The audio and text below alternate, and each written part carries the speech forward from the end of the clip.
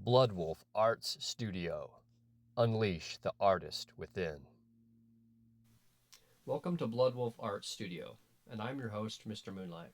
Today we're talking about my latest read, The Very Hungry Caterpillar. So this book was published in 1969, and today it has been translated into more than 66 languages. So one of the big things from the get-go that caught a lot of people's attention with this book when it was first created was the very unique artistic style.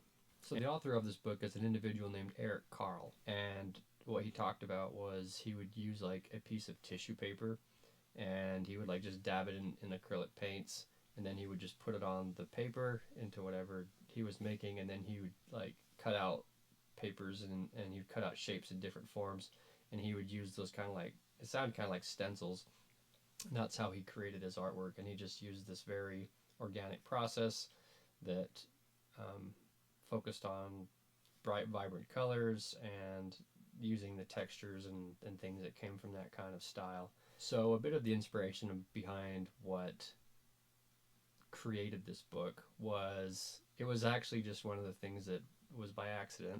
And he basically said that the way that this one came about was he was playing with a hole puncher. He basically took this hole puncher and he like punched a stack of papers, and it just caught his attention, and the words that crossed his mind was like, oh, like this looks like a worm would crawl through it, and it made him think of like a bookworm. And so he had this idea to write a book about a worm. Originally, it actually was not going to be a book about a caterpillar. It was actually going to be about a worm called Willie the Worm. There was a book titled A Week with Willie the Worm. That was actually the original idea that this was actually going to get turned into, that never ended up getting published because along the way that actually shifted. I'm going to talk about that in just a second here.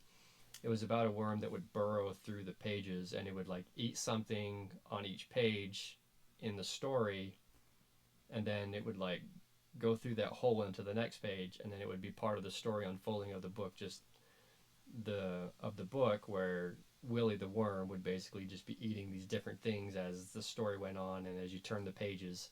And so it was just like a story where the worm was eating his way through the book, and basically ended the book with just being full and not feeling very good from eating all this stuff, and then basically just going to sleep. And essentially, the reason why the book idea ended up dying and not getting published is because it was decided by him and his editor that the book sounded kind of boring. Like, it didn't really sound that interesting, which is kind of funny because it's like, well, it just didn't get published because he's like, this is kind of boring. It's kind of a boring concept, and it's not going to catch people's attention. Interestingly enough, the original cover art for this original story, A Week with Willie the Worm, is still there for people to look at.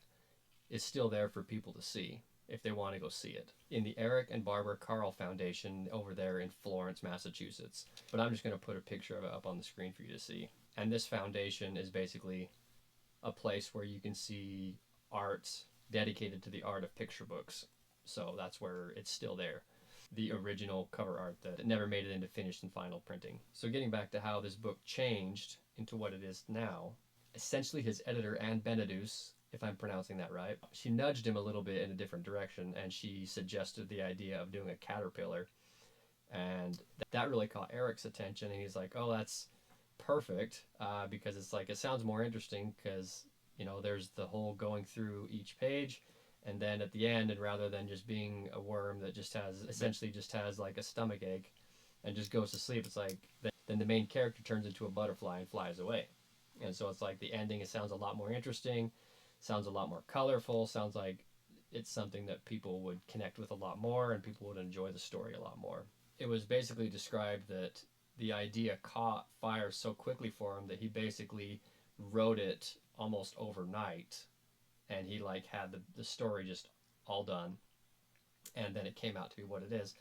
And then the next big hurdle that almost made this book not actually ever get printed. It's like going through all this process, and then the book almost didn't get published anyways. And the issue was, how do you print a book that has the kind of binding this book has, and has holes in the pages, because that's part of the story?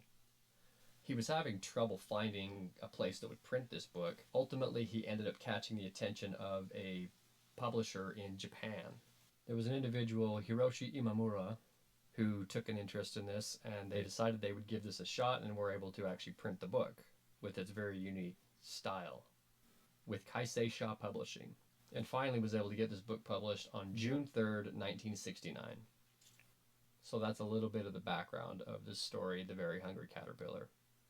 Went from a story that was almost going to be about the protagonist, Willie the Worm, who just ate and ate and ate and wound up with a stomach ache, and ended up being a story about a hungry caterpillar that eventually turns into a butterfly. And the story continues to inspire people all over, and it's become a big classic and ended up being such a monumental success. So thank you for listening.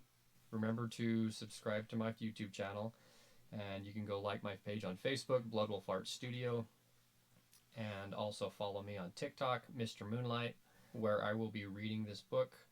Thank you for listening, and I'll see you on the other side.